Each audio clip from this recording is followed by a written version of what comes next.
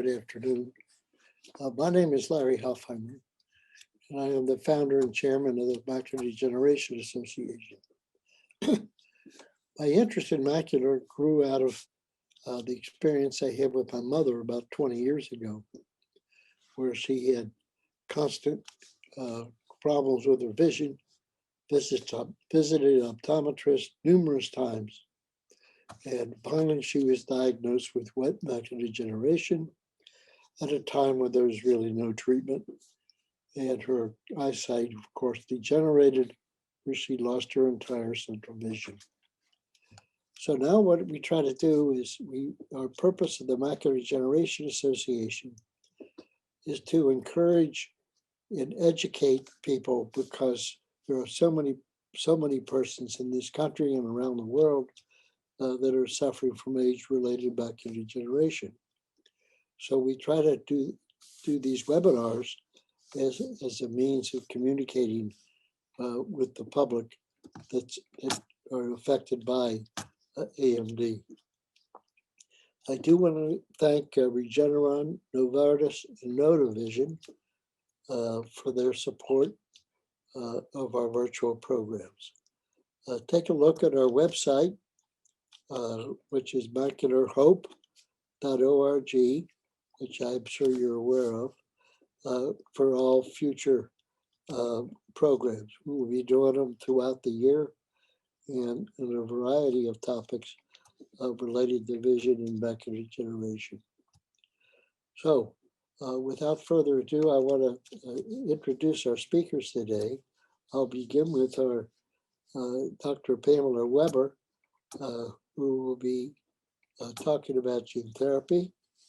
Dr. Weber is a member of our medical board, and she's been a frequent presenter on our behalf and is a great communicator.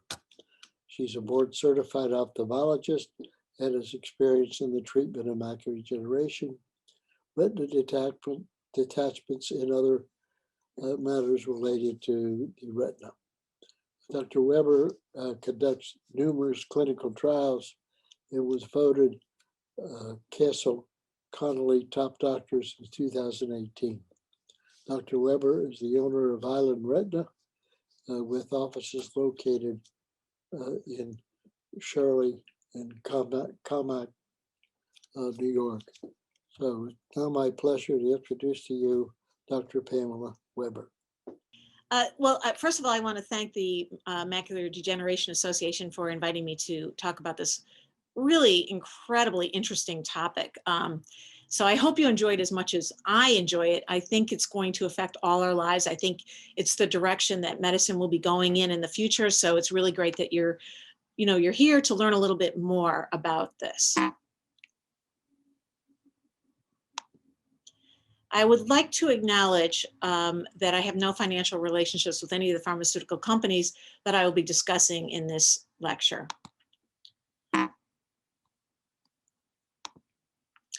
Okay, so let's start with the basics. Genes are the construction plans for our body.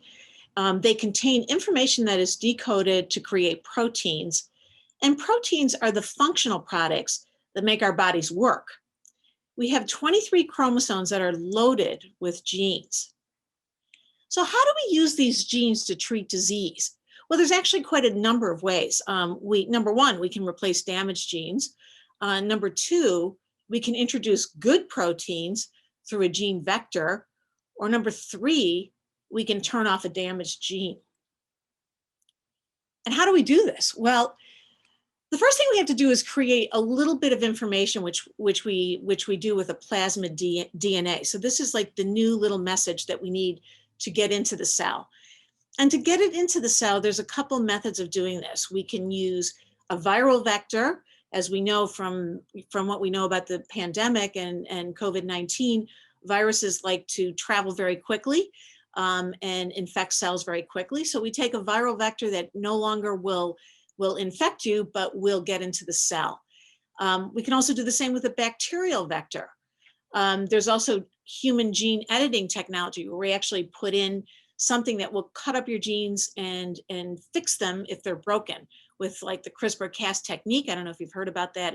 There's been quite a bit of news about that. And then sometimes we do patient-derived cellular gene therapy products where we take some cells out of the body or stem cells, change those cells up, and then put them back in. So again, this is kind of the way we do it. So you think of the human body here, we can either do it in vivo, which means out of the body, or in the body rather, sorry, where we take a viral vector or a bacterial vector and put the information in, or we can modify cells. We can take cells out, fix them up in a laboratory setting, and then put them back in. So this is a huge field right now. It's going to revolutionize medicine. And as you can see from this table here, there are many, many companies working on this for many, many disease entities. And you can see from melanoma to leukemia. We're going to focus on the eye, and these are all FDA treatments, and we will be talking about Luxterna a little bit later on, which is an FDA approved therapy for a type of retinitis pigmentosa. So you can see there's a tremendous amount of work being done in all fields of medicine. But today, we want to focus on macular degeneration. And as I tell my patients, even I told one this morning, if you have to have a disease, it's not a bad one to have because it only affects the eye and it's common. And when you have a common disease, lots and lots of research happens. And that's what we see with AMD. So it is the leading cause of blindness in patients over age of 50. With this research, we hope to change some of these numbers. It's very prevalent. In the United States, there's 11 million people with the disease and probably 1 million that have the neovascular or wet form of the disease. So you may say to yourself, well, I'm going for my injections. Like, what do we need any more treatment for? Well, the truth of the matter is these injections are problematic. Many patients have been coming for years, almost monthly or every 2 months or so, to keep their vision going. And yes, we keep the vision going. We can often improve vision, but there is a tremendous treatment burden. And I think that's what we really that's really the crux of the matter. We need to figure out a better way to treat this so that patients don't need to, be living with the ophthalmologist. So just to refresh your memory, we're going to be talking about the back of the eye, and on the left-hand side of your screen, you see the normal fundus or normal posterior segment of the eye. This is the optic nerve. These are the blood vessels that supply the retina, and this is the macula, the area of the eye that gives you your very, very best vision. On the right-hand side of your screen, this is what happens with wet AMD. You can see this looks very different than this. And we see blood in the retina, and we also see these little white spots, which are called drusen. And drusen are the hallmark of macular degeneration. And what they represent is abnormal protein that builds up underneath the retina. So the thing about it is, with macular degeneration, everybody starts out dry. And we make the diagnosis when we see those little yellow spots called drusen. And when we first diagnose it, you may have absolutely no visual symptoms. But as time goes on, these drusens start to coalesce or come together, and they form larger areas, which we call retinal pigment epithelial detachments. And eventually, some of these patients will go on to form the wet form of the disease, where we start to see leakage. And this causes vision loss. We can also see vision loss with dry, where we start to get atrophy. And your doctor may have used this word, atrophy or geographic atrophy. And here, what that means is the retina just thins out and no longer functions normally. But the patients that go on to the wet form, we see leakage, which can be either blood or edema, and this can take away the vision quickly. And a lot of times you're fine one day and the next day you notice bending of the lines or blackening out, or pieces of vision missing. And that is a time where it's very, very important to get right to your ophthalmologist to get a diagnosis and to get treatment. So the first company I want to talk about is Regenix Bio. So RGX 314 is a novel one-time injection into the suprachoroidal or the subretinal space. And what happens with this is the eye becomes a biofactory for an antibody which prevents the formation of abnormal blood vessels. We use a virus vector, the AAV8 vector, to get this new information into the eye, and this would be considered a phase 2 study. So phase 2 is kind of an intermediate phase. If the drug does well in phase 2, it goes on to phase 3, where we enroll lots and lots of patients. And with phase 3, if we have good results, then it goes on to FDA approval. So we have a little ways to go with this, but let me tell you about it. So again, RegenXBio is, they're looking to put this into the eye in 2 different ways. One would be a subretinal injection, which would have to be done in the OR, where we'd actually take the new information, stick it in underneath the retina, and then the eye would start to make this anti-VEGF that would protect it against wet macular degeneration. So again, we take this little virus particle, we inject it in to the cell, and then the cell decodes this information and starts making this anti-VEGF protein, which will act to protect against neovascular AMD. So right now the company is looking at 2 ways of injecting it, either in the OR, in the subretinal space, or in the suprachoroidal space through an injection that would be done in the office. Of course, it would be easier to do something in the office, so we hope that this work goes well. But we have 2 different mechanisms for getting it into the eye now, so that you can actually create this anti-VEGF instead of coming and getting injections monthly in your doctor's office. What we have found so far from the phase 1 study is that there's long-term durability up to 3 years. And so this will create a meaningful reduction in anti-VEGF injection burdens that would have to be done in the doctor's office. And with this treatment in our phase 2 study, we saw that there was stable or improved visual acuity and that it was well tolerated. In other words, there was very little inflammation associated with introducing this new molecule into the eye. So just to give you an idea, what's happening here is there's studies going on for the subretinal injection of this drug. They're early, but they are ongoing. So we need to, if this gets offered to you, you may want to consider joining. And then we also have the suprachoroidal, which is a little bit further along. This is done in the office. We have a phase 2 trial going on for neovascular AMD. And as many of you know, most of these drugs are also used for diabetic retinopathy. A phase 2 trial is also going on for diabetic retinopathy. So really super exciting. Can't wait to see where this goes. So the next company I want to talk to you about is Adverum and the OPTIC study. So they're using a gene therapy vector designed to release continuous aflibercept, which is Eylea, into the eye. So this is a single office intraocular injection, and the eye becomes a biofactory and makes its own Eylea. How cool is that?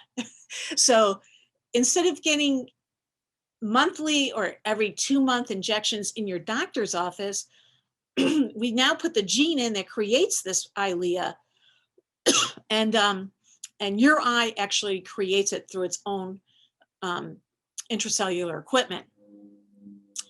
Right now, in the studies that have been done, 80% of the patients did not need any additional treatment for up to 2 years. So again, we use this viral vector to get it into the cell, which carries the information to decode for aflibercept.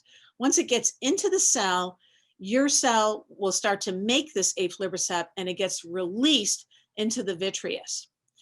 And it'll get to the right area to decrease VEGF, excuse me, and downregulate this disease.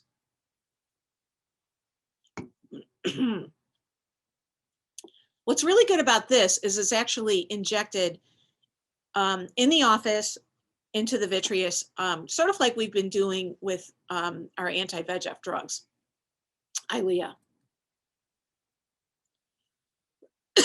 Excuse me. So the key learning points here is patients maintained or improved vision. Eylea was seen in the eye out to 2 years after this. There was an 85% reduction in injection burden. So this was huge. And the safety profile is really good. It was well tolerated. There was minimal inflammation. And phase 3 trials are now being planned. So this is something that may be offered to you if you have wet AMD and have been previously treated. And this is something you may want to consider getting involved in. So again, this slide is a little complicated, but what I wanted to show you is with this injection, this is the number of injections patients required prior to getting this. This is from the phase 1 and phase 2 studies. And you can see that there was a 99% reduction in the need for additional treatment. And these are 2 different studies that were done. This was a high dose cohort and this was a lower dose. So, you know, as we start to study these drugs, we look at different cohorts to try to figure out the best way of injecting this and the most amount of drug that we should be injecting. And this is a little complicated again, but again, each of these lines represent a patient in the initial studies. And these are all the injections. The little green dots are the injections they required before. Any filled in is an injection. And then they got the new drug, started making their own aflibercept. And now afterwards, all these ones that are not filled in are the visits where no additional treatment was required. And these were the different cohorts that were looked at to try to figure out what would be best to go into the phase 3 study. So I think right off the bat, what you can see is it's incredibly impressive. So if you're a patient that really doesn't like to come or has a hard time coming and doesn't want to get all these injections, you may want to consider getting into one of these studies. And if you're interested in getting into a phase 3 study, contact me and we will try to figure out, you know, where would be the closest study center to where you live. So the next thing I want to talk about is the Modifier gene therapy platform. And here we introduce a functional gene to modify the expression of a series of other genes and regulate basic biological processes of the retina. And the drug that's doing this right now that I want to talk about is Ocugen OCU410 for dry AMD. It is in the preclinical development, but this is something that's coming down the pike. And basically how this works, and again, this is a complicated slide, but we have a gene X, which is not working right. And then we have this modifier gene M. And when we inject this and put them together, now we have a cell with normal function. And this would be particularly important perhaps for diseases like retinitis pigmentosa, but we're also looking at it for dry AMD. So again, this is a novel approach that targets nuclear hormone genes, NHRS, which regulates multiple functions within the retina. It's a smoother regulatory pathway due to the ability to target multiple diseases with one product. And therefore, if we can use it for different causes, it will be a better balance for the pricing of the drug. And finally, what I wanted to talk to you about, since everything I've talked about up to date is in clinical studies, and I hope I've kind of, you know, piqued your interest so that if you get offered a clinical study, you might consider going into it. But we do have one drug for eye disease that is FDA approved, and that is Luxterna for the treatment of retinitis pigmentosa. Now, retinitis and pigmentosa is a very complicated disease. It is inherited. There are many genetic variants. Luxterna is for one subclass of this disease, which is called the RPE65, where the RPE65 protein is not functioning correctly. And this causes a retinal degeneration. Unfortunately, only 1% of RP patients have RPE65. However, with this kind of technology and the work that's going into many other forms of retinitis pigmentosa, it looks very promising that we will have other treatments for the other forms of RP. This is FDA approved. A healthy gene replaces a damaged one, and it's a one-time injection into the eye.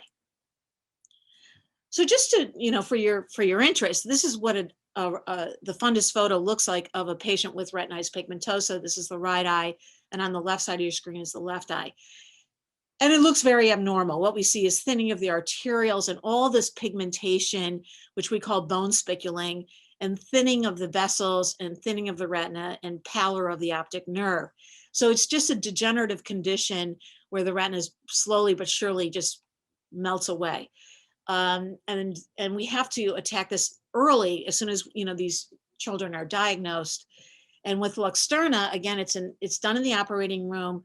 We actually place the healthy gene behind the retina to replace the sick gene. Again, it's an AAVT vector. It's taken into the retinal pigment epithelial cells where it creates a new healthy RPE65 protein, which replaces the old RPE damaged protein. And again, it's really important to get these kids early before their retina totally degenerates. And this is what's happening, and it looks really promising for the future. So you may be saying, well, is this a cure? When will it be available? And what I can tell you is, I don't know if it'll be a cure, but it will significantly reduce treatment burden, which for many patients and families would be huge. For wet AMD, you know, again, the more studies we get going, the more patients that participate, the quicker everything goes. But it's probably going to be at least 2 years before anything would be available that's FDA approved. So again, if you have the opportunity to get involved in a clinical trial, you may want to consider it. You can always call me and talk to me about it, or, you know, speak at great length to whoever's running the trial. For dry AMD and geographic atrophy, there's compounds being researched. This is an area that really needs a lot of work because we have many patients. Right now, we have very little to offer them. Their phase 1 studies will start hopefully soon. So we have a little ways to go for this, but there's hope. There's, you know, we're in the process of getting these drugs into research. And like I said, they eventually get approved. That's what happened with Luxterna for retinitis pigmentosa. And so it's a process, but it happens. So I want to thank you very much. I'm very happy to take questions. I hope you enjoyed this topic. I think it's so exciting and so interesting. And thank you for listening. Okay, yeah, so I actually see quite a few questions coming in, so that's really exciting. One person is asking, can RP be asymptomatic? So retinitis pigmentosa is not asymptomatic. And it usually presents with difficulty with night vision to start with. And then retinitis pigmentosa is symptomatic. And we have patients will have problems with night vision to start with, and then of course they start to have narrowing of their fields, and eventually they lose vision. Okay, the next question is, how can you be contacted? So so the way I can be contacted is you can call me. My number is 631-924-4300. And you can, I think that's the easiest way, and you'll get my receptionist, and she can either give you our email, or you can ask her a question and I'll get back to you. Okay, beautiful. Okay, can gene therapy work for myopic macular degeneration? You know, that's a great question, and yes, in the sense that that is also a disease where we see neovascularization, and currently we are treating patients with anti-VEGF. I don't know if there's any research protocols for that. I did not see any, but if you're interested, I can look that up for you. Thank you. Next question is, do any of these improve vision or just slow down the disease? Okay, so with macular degeneration, right now, most of the patients have been previously treated, so it could improve your vision, and it should decrease treatment burden and also save your vision. For retinitis pigmentosa, there can be a small improvement in vision, and it's also used to not allow the vision to deteriorate any further. Okay, next question. Did I understand you correctly that there is still almost nothing for dry AMD? I hate to kind of put it in those terms, but phase 2 studies are starting. So for dry AMD, you'd have to go into a study in order to get treatment. And the studies are rather early. So phase 2 is rather early study. So we're trying to get involved in one here in my office. There are centers that are doing phase 2. If you're interested, I can find a center close to where you are and direct you to that center. Okay, another question. After the 2 years where Eylea is still seen, would they then need a second injection of this gene therapy? You know, that's a really interesting question. And I think what they're finding is that the studies are ongoing and that they keep watching, you know, they keep following these patients. So it may be way longer than 2 years. So, so that's something that we're going to have to follow. But it may be that they can go many years. But it might be possible to put the gene back in again. So we don't have an answer to that question yet, but my feeling is it probably lasts a lot longer than 2 years. Okay. Does the dry always go to the wet? No, it doesn't always go to the wet, maybe about 10% of the time, but you do need to be watched to make sure you're not transitioning into the wet form. Okay, next question. Since people start out with dry, what can the eye doctor advise at that point? Does it always progress to wet? So no, it doesn't always progress to wet. So what I do in my practice is when I see a patient with dry macular degeneration, we do the Amd Genetic Testing that Arctic puts out, and that tells us where you are in the spectrum of the disease and how likely it is that you will progress.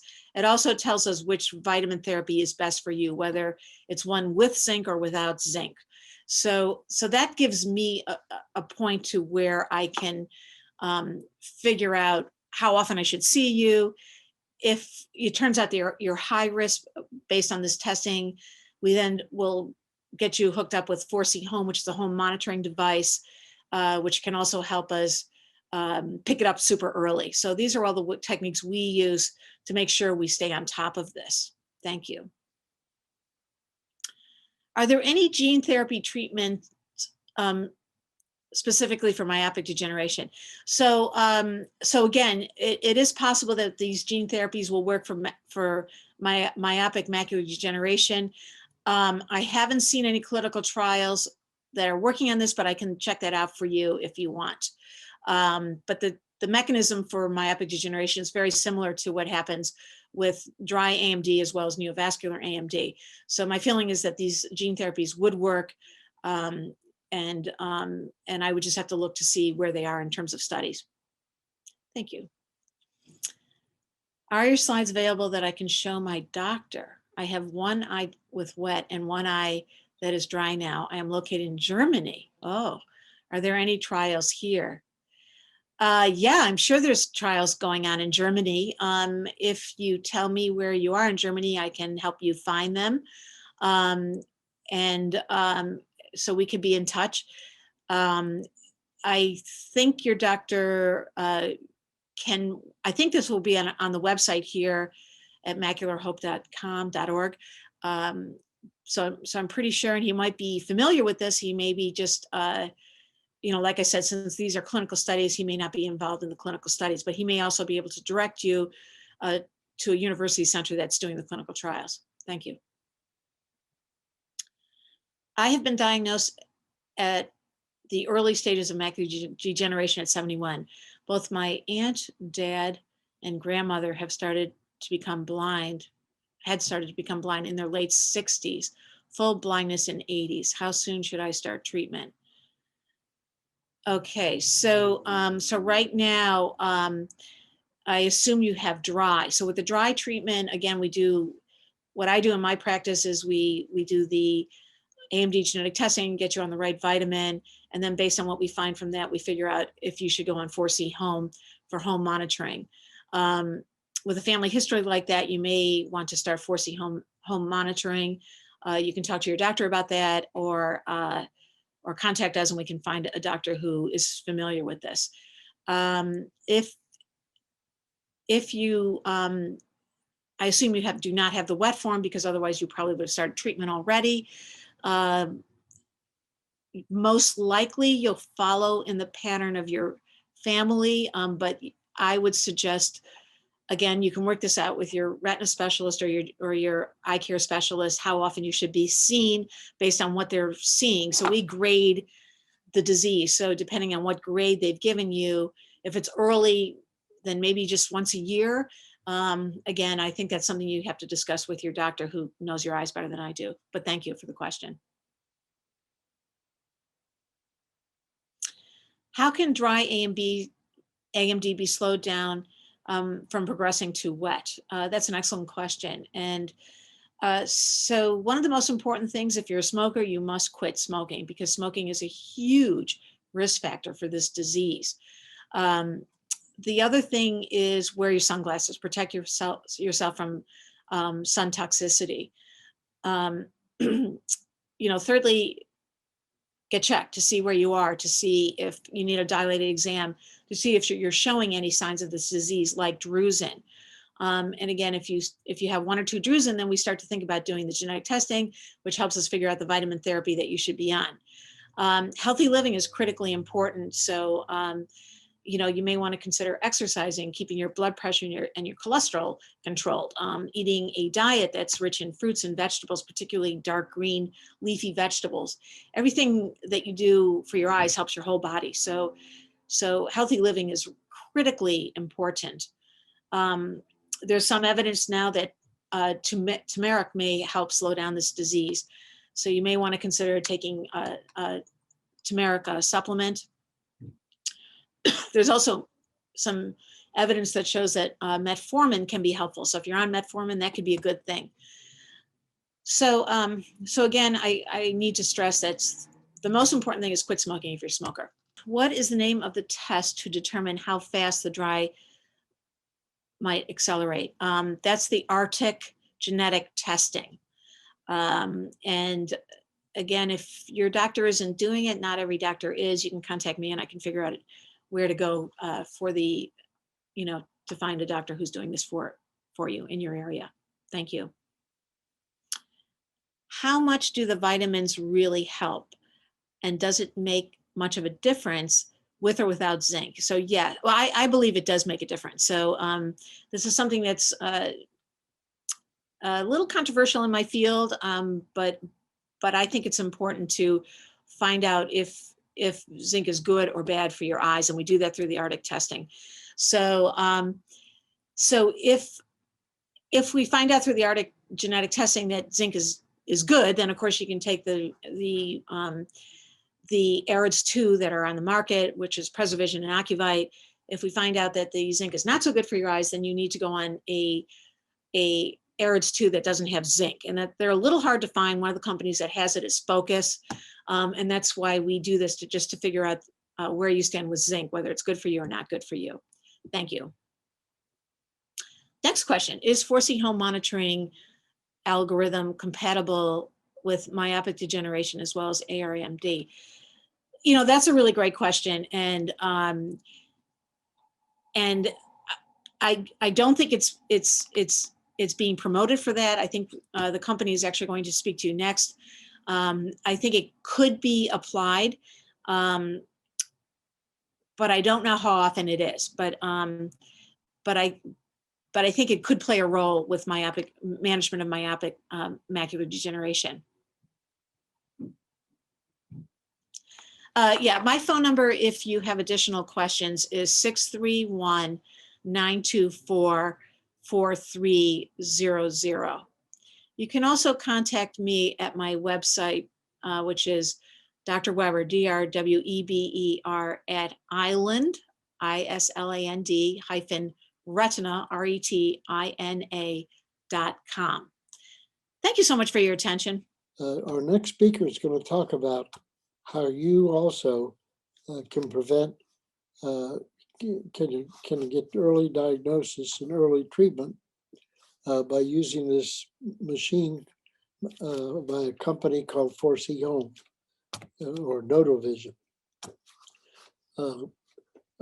Megan Blenker is an ocular disease residency trained optometrist who practiced in the Nashville, Tennessee area for 9 years. She now is the clinical director of the Notovision and team with where she's been as director of clinical affairs and professional relations. Dr. Blimker is going to talk to you about 4C Home's machine and how it can save your vision. Megan Blimker. Thank you so much for the introduction. No-Tel Vision is proud to partner with the Macular Degeneration Association, and I appreciate the opportunity to speak to you all today. It is such a privilege.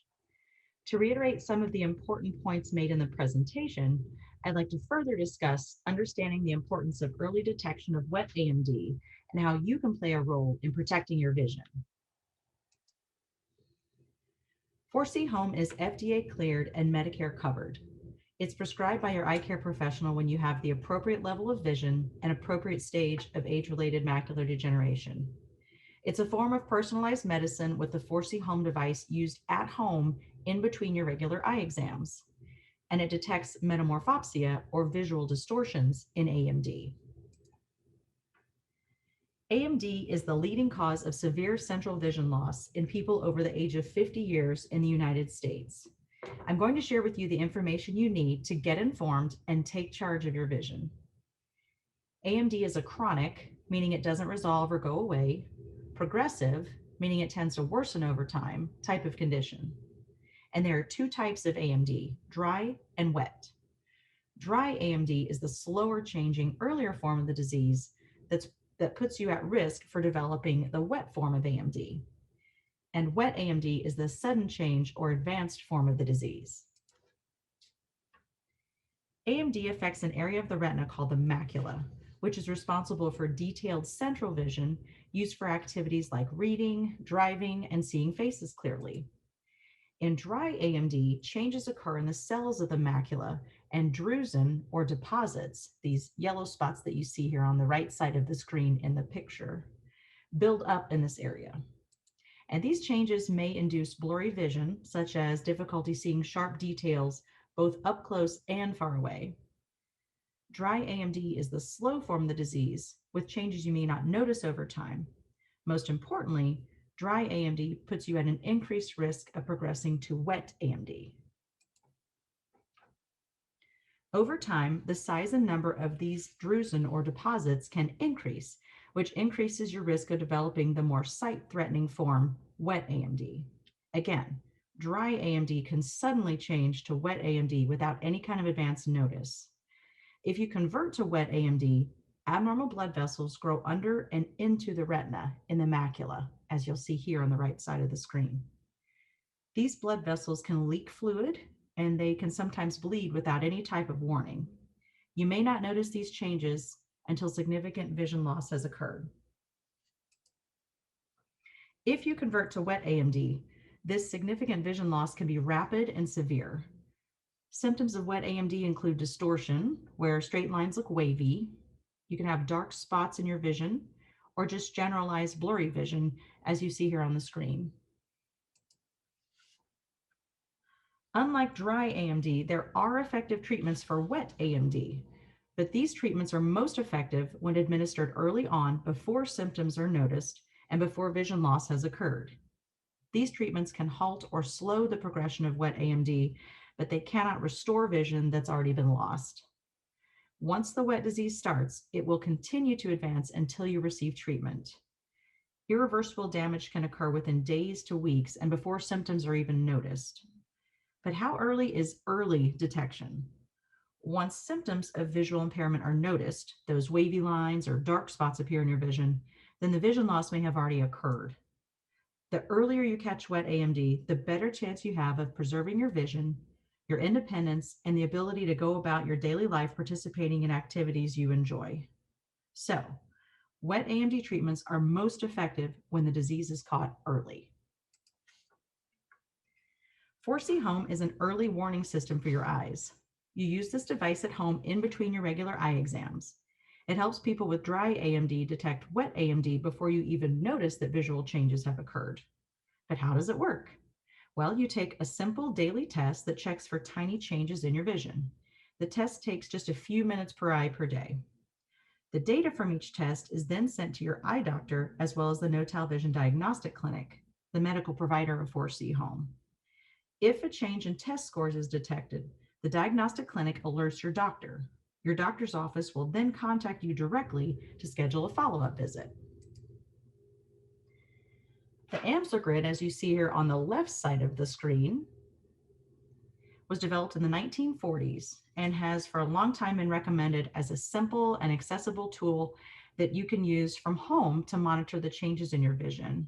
However, by the time you notice vision distortions on this Amsler grid, significant vision loss may have already occurred. Fortunately, new technology such as the 4C Home AMD monitoring program has been developed so you can detect tiny changes before symptoms are noticed, and the system reports them to your doctor so you can receive immediate examination and treatment if necessary. Testing with 4C Home is easy. You turn the device on and look into the viewfinder to begin testing. Then a bump will briefly appear and disappear, as you can see here in the center green circle on the screen. You'll use the mouse provided to click where the bump appeared and then return to this center dot. Data from each test is then sent to the No-Tal Vision Diagnostic Clinic for evaluation and provided to your eye doctor as well. Regular at-home monitoring is like brushing your teeth. It's just a good, healthy habit you do every day to help preserve your vision. 4C Home allows you to take a proactive approach to protect your vision. A clinical partner will be with you every step of the way. After the No-Tal Vision Diagnostic Clinic receives a referral from your doctor, we'll answer any questions, verify coverage, and ship your device. Once you receive the device, the No-Tal Vision Diagnostic Clinic will walk you through setup and training. You and your doctor will continue to receive feedback from the No-Tal Vision Diagnostic Clinic. Our team will be sure to verify your insurance benefits and discuss with you prior to your acceptance of the device and prior to getting started with the program. There are low out-of-pocket costs for Medicare patients. So patients with Medicare and a secondary supplement plan could have out-of-pocket costs as low as $0 per month. Patients with Medicare and no secondary supplement plan will pay $15.06 per month once their yearly Medicare fee-for-service Part B deductible is met. Again, 4C Home is FDA cleared and Medicare covered. Your doctor will send our No-Tal Vision Diagnostic Clinic the order for you to begin the 4C Home AMD monitoring program. And appropriate candidates have a particular stage of dry AMD and a particular level of vision, which will be determined by your doctor. You'll continue to test regularly at home. If a change takes place, your doctor will be alerted and have you come in for an examination. In summary, the No-Tal Vision Diagnostic Clinic works with your doctor to remotely monitor your dry AMD, helping you retain functional vision throughout your AMD journey. I'm happy to answer any questions you might have, and thank you so much. Here's my contact information for your reference. I would love to hear from you. Great. Looks like we have some questions that are appearing in the Q&A section. Thanks so much for your attention. First question is, my doctor doesn't offer this program. How can I get this program? I think the best first step is for you to talk to your doctor about this. Let them know that you've learned about the 4C Home AMD monitoring program on this webinar with resources available. And then you can also go to our website, which is 4chome.com.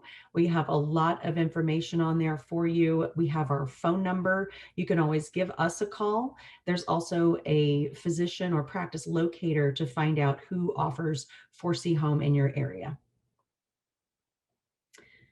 The next question is, I have vision loss more in one eye than the other. Will I have false positive results? As far as generally speaking with false positives, every test has false positives and false negatives. So that is the case with 4C Home. This is to be used in addition to what your doctor is already prescribing as far as the management and the monitoring of your AMD. As far as you specifically, using the device and the device learning about you and your eyes and your responses, it's customized. So there's a point in time at the very beginning of using the technology where you're learning how to respond to the stimulus or the lines or the information that's presented to you. And then the artificial intelligence is also learning about you. So it will be very personalized as to what your starting point is for each eye, and even comparing one eye to the other. Next question is, how easy is this program to use for people with arthritis in their hands? This can be a concern for some patients if the arthritis is pretty advanced or severe. What you will get as far as accompaniment to the technology. So you've got the viewer that you would look in to take the test. And then there's a little mouse that comes with it, just like any other computer mouse that you would use on a desktop type of computer. So if you're able to use your index finger to click on the mouse whenever you see the testing stimulus appear, then you should be able to perform the test. We have our team at the No Television Diagnostic Clinic, as I'd mentioned in the presentation, who is a team of eye care professionals. They have worked in clinic and they know exactly how to help you, support you as you're learning how to perform the test, and they can help troubleshoot any problems that you might have. If in any instance where you are unable to perform the test or unable to keep monitoring with the program, you can always return the device. There's definitely no obligation. This is, of course, something that's just being offered for your benefit to help to protect your vision and help detect that conversion earlier to wet AMD. Next question is, how will you know if the test is accurate if you're slow in your responsiveness? The nice thing about the test is, again, like I'd mentioned with the algorithm and the artificial intelligence, learning about you and learning about your eyes as you're establishing your baseline or getting used to the test in the beginning, figuring out what your normal starting point is. The stimulus itself, so the line with the bump that's presented, will always flash quickly, but that doesn't mean you can't take as much time as you need to move from that center dot with your mouse over to where you think you saw that bump or that wave was. So you can take as much time as you need to be able to click where you think you saw that and then come back to the center. It's definitely one of those situations where you do have to kind of get used to how the test works. But again, our team will be with you every step of the way. And the technology knows that if you happen to have trouble on a certain day or a certain area of the test, it will know to go back and let you have a chance to test that again. Additionally, as far as feedback from us and from using the technology, we have some reports that are sent to you regularly to let you know how you're doing. You can also access this information to just see how you're testing throughout the day and or throughout the weeks rather, and see how you're going from where you started. Next question is, will my doctor's office have this in their office? I would like to try it out. So years ago, there was a version of this PHP, this preferential hyperacuity perimetry, which is a mouthful for how the, just describing how the technology works and how it picks up very sensitive changes in the vision or in the distortion. So this device is no longer available in the office. It is only for use at home. This is why a prescription from your eye care professional is required. You have to have that particular stage of dry AMD and particular level of vision. So when that prescription comes over to our No Television Diagnostic Clinic, when you're referred to our care, we'll make sure to contact you, verify all your information, make sure you want to move forward with the program, and then send you a device. So it's one device per patient. If you happen to have two persons within the same home who are good candidates and are being monitored with 4C Home, everybody gets their own device. Because like I said, the artificial intelligence and the algorithm are very much personalized, and this is at home. It's customized to each individual patient.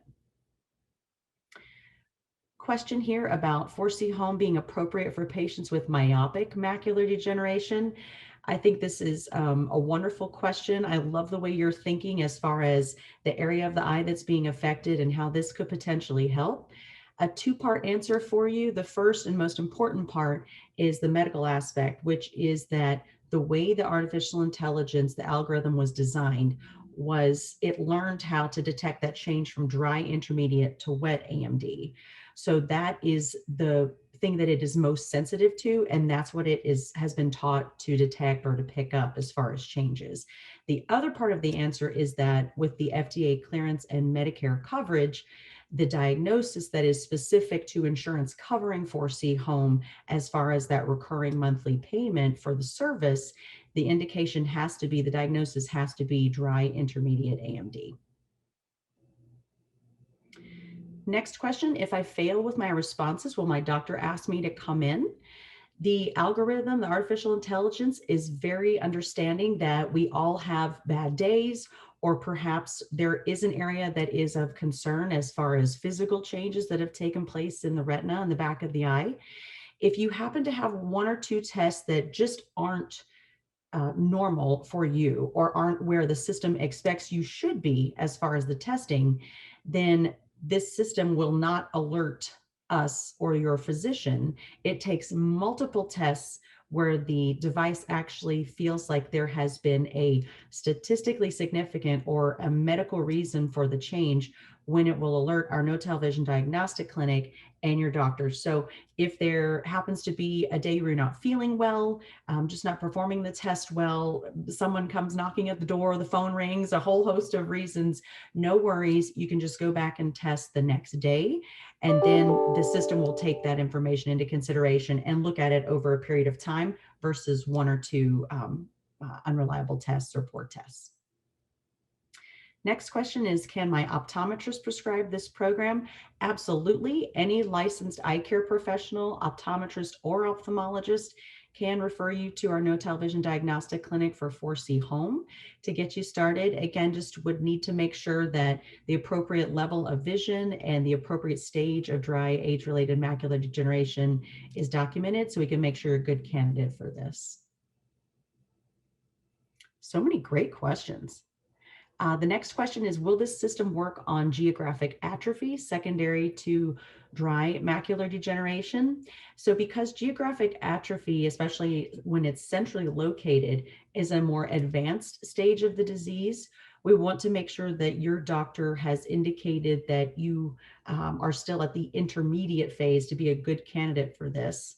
Now, that being said, sometimes you can have, because of the area that's being tested with 4C home, you can have little areas on the periphery or on the side that have started to be affected by geographic atrophy.